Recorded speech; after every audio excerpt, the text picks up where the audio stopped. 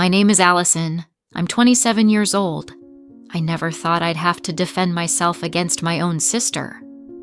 What started as Emma's perfect wedding day turned into a nightmare that tore our family apart.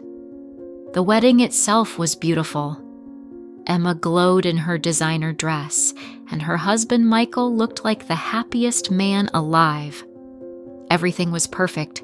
The vows, champagne toasts, dancing, until everything changed that evening. After the reception, we gathered at our parents' house in Boston to relax and reminisce about the day's events. We were laughing about funny moments from the dance floor when Emma suddenly stood up, her voice trembling. "Allison stole our money. $110,000 are gone." The room plunged into silence, all eyes on me. My mind refused to accept her words.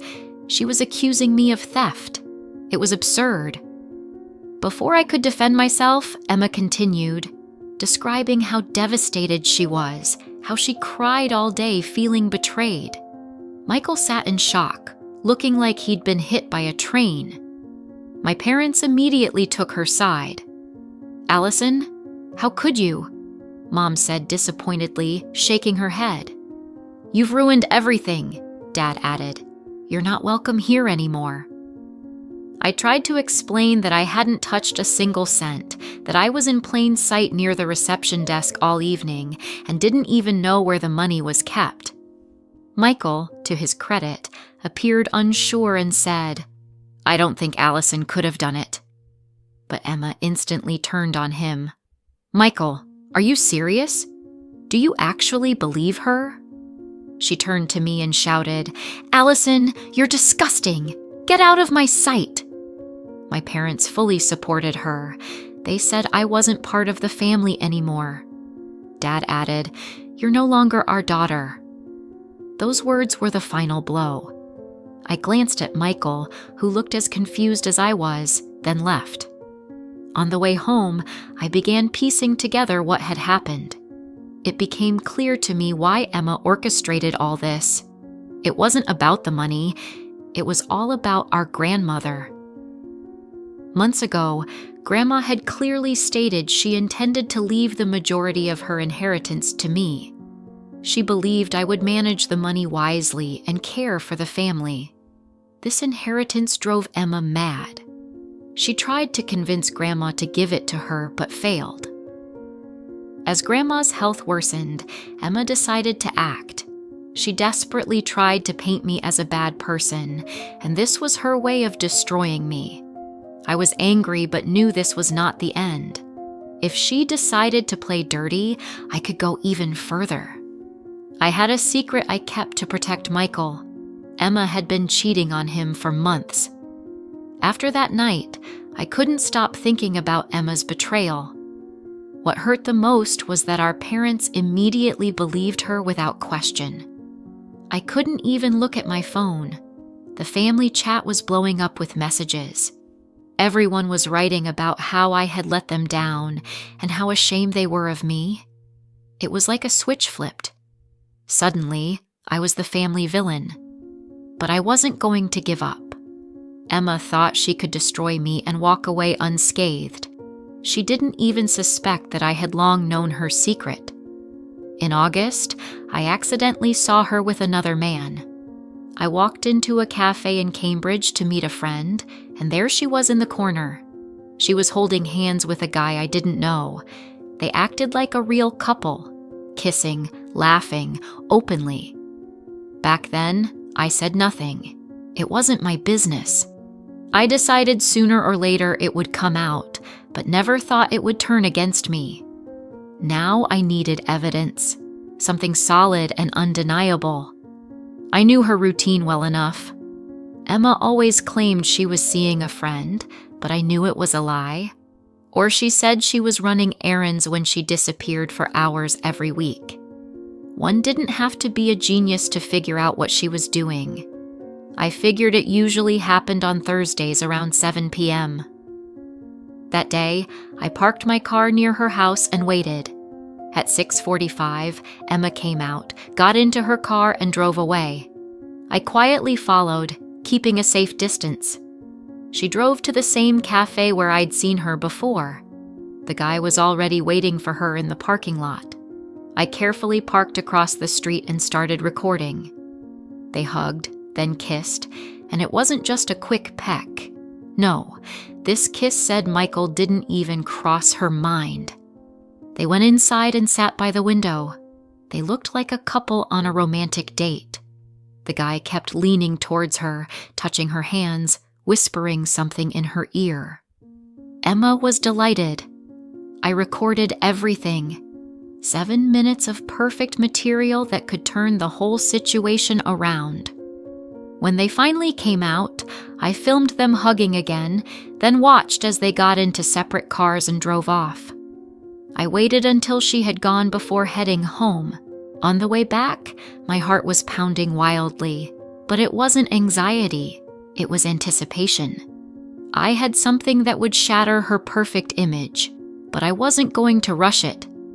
I decided to wait for the right moment. Emma was bound to confront me again at the family gathering. I wanted to repay her in kind, so I devised a plan.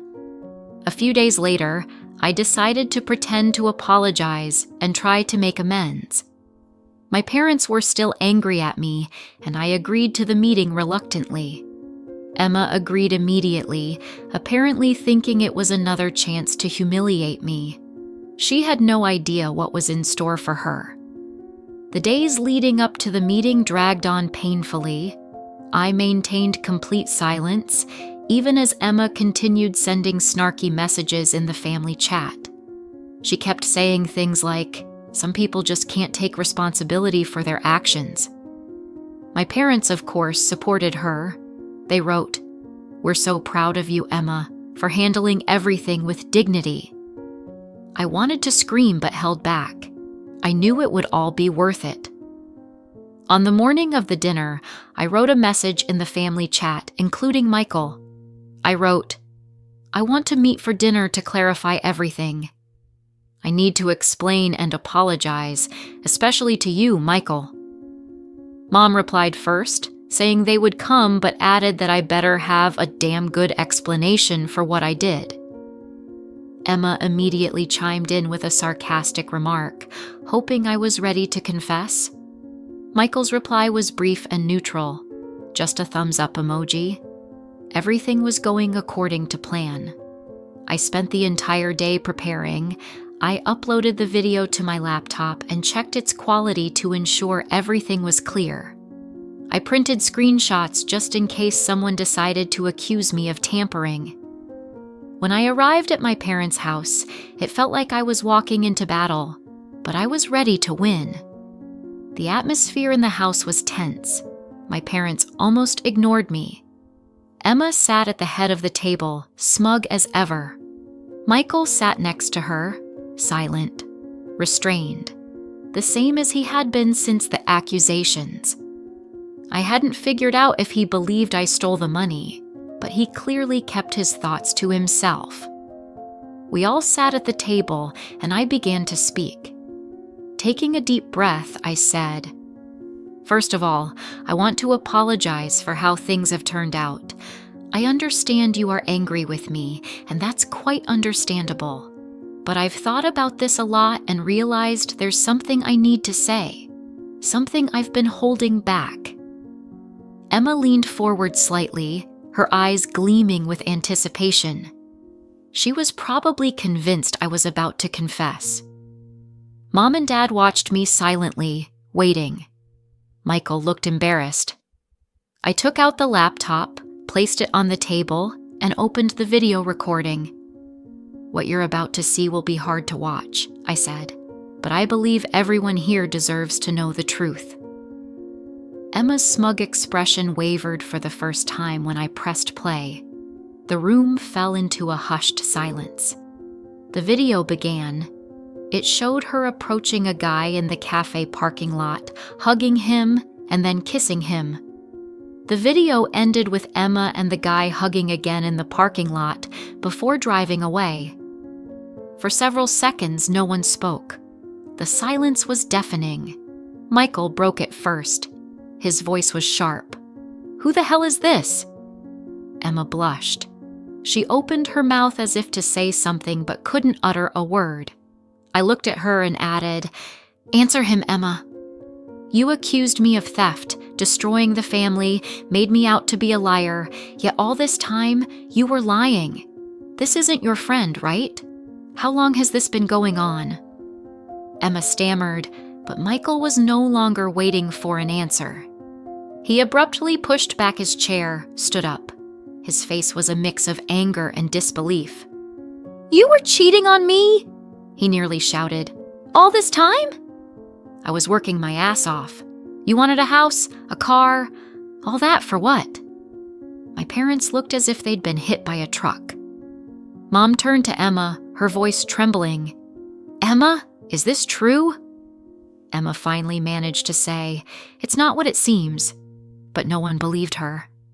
I looked at her coldly and said, "Let this be a lesson to you, Emma.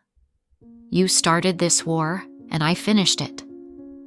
Michael grabbed his keys and left the house without a word. My parents were still in shock, but instead of questioning Emma, they turned on me. "How could you do this to your sister?" Dad said angrily. I couldn't hold back. "She accused me of stealing $110,000 to paint me as a villain, and I'm the bad guy because I showed the truth? Maybe ask her what she's willing to do to cover up her lies?" Not waiting for a response, I gathered my things and left. I wasn't going to stay and listen to more excuses or accusations. Let them think I'm the villain if they want, but this time, it's not my fault. After that dinner, I heard nothing from my family for several days. No messages, no calls, no attempts to explain or apologize. Complete silence. I think they were trying to sort out the mess Emma had created. The first person to contact me wasn't from the family, it was Michael. He called 2 days after the dinner. Honestly, I was surprised he wanted to talk at all. I thought he'd be angry at me for exposing everything so abruptly, but there was no anger in his voice. "I just wanted to say thank you," he said. "Thank you for being honest. I wish it hadn't come to this, but I'm glad you showed it all." We talked a little. He said he had already started packing his things to move out of the house he shared with Emma. He also mentioned canceling a planned trip to the Maldives with her and stopped paying for her car. He said Emma should now deal with her life on her own. He wouldn't help her anymore. A week later, Grandma called. She already knew everything that had happened. Apparently, my parents told her their version of events. But she wanted to hear the truth from me. I told her everything, from start to finish, including how Emma tried to smear me over the inheritance. Grandma was quiet for a long time, then said, "I always knew you were strong, Allison. That's why I decided to leave most of my inheritance to you. You not only know how to stand up for yourself, but do it with dignity." Her words meant more to me than she could imagine. A month later, Michael filed for divorce. Emma tried to stop him, begged for a second chance, but he was unwavering. She even tried to accuse me of orchestrating it all, but she had no proof. Moreover, Michael already found other evidence of her infidelity: messages, bills from restaurants where she was with the guy. My parents gradually started to see what Emma had done. Mom was the first to call me and apologize for immediately believing her lies. She cried over the phone, saying she was ashamed of how they treated me. Dad called a few days later. His apologies were more reserved but sincere. As for the wedding money, it turned out Emma hid it herself. She planned to use it to escape with her lover, but he got scared of the scandal and dumped her when everything unraveled. The money was found in her closet, wrapped in an old blanket. Now, 6 months later, our family is still trying to recover. Emma moved to another city. They say she got a job there. She no longer attends family gatherings, and no one really asks about her. Michael sometimes comes over. We've become good friends. He's gradually pulling himself together, started seeing a new girl and me. I've learned an important lesson. Sometimes you have to let the truth come out, no matter how painful it is. And though I'm not proud of how everything happened, I know I did the right thing. Did you like the story? Write your opinion in the comments. Don't forget to subscribe to the channel and turn on notifications so you don't miss the next interesting story. See you tomorrow.